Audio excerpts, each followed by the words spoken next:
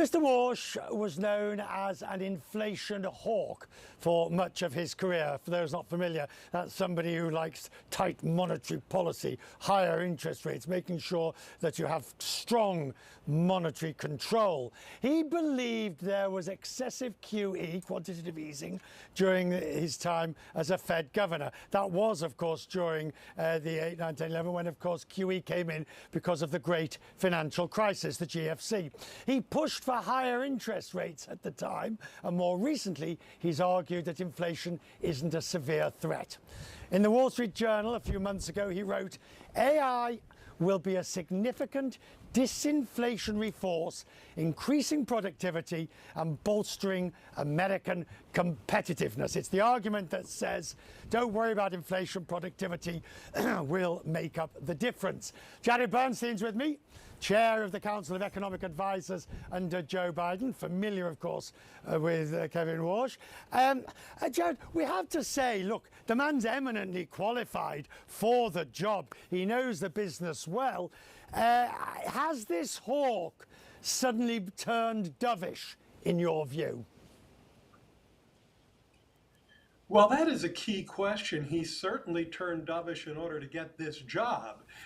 Some people are accusing him of shape-shifting based on his long written record, which is not only quite hawkish on interest rates, but would really like to reduce the footprint of the Federal Reserve in the overall economy. Now, he's not alone in arguing that point, just to be clear, but he certainly pretended to be someone who's quite different than his writings to get the job. Obviously, he did a convincing portrayal of a dove. In fact, if there's an Oscar for a monetary hawk who did the greatest job portraying a dove, he should probably get it. Talk about central casting.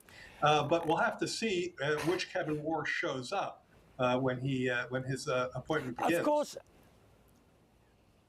course, the interest rate side is incredibly important, but he is only one vote on the FOMC. And of course, he doesn't want to be in a minority or on the losing side. But again, he is only one vote. It's also this area of regulatory issues, the role of QE, the role of the Fed and its balance sheet. Now that, everything I've ever read now about the Fed suggests it is the chair who alters those, who puts the Fed back on the rails in a sense. That's going to be the true legacy of the next chairman. Well, everything you read about the Fed typically, largely predated Donald Trump.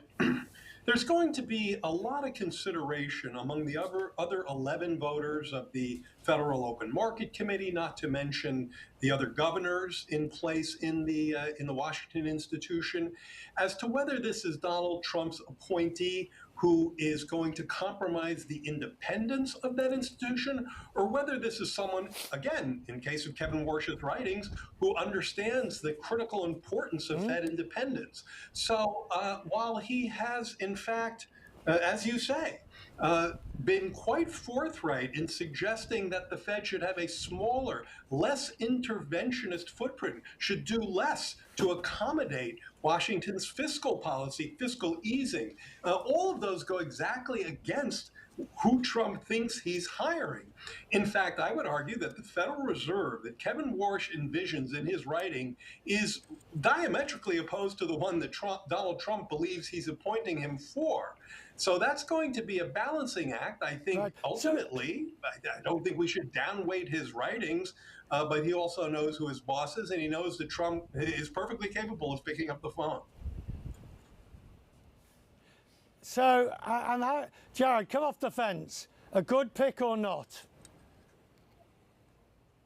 I think given the choices that Trump had in front of him, this is a pretty good pick. And I say that wholly from the perspective of Fed independence. I think there are other candidates who would have been much more enthralled to the president's remit, would have done his bidding much more assuredly than I think we'll get from Warsh. So I think there's, I think and hope we're going to get the independence that the central bank requires. I'm grateful to you, as always, sir. Thank you.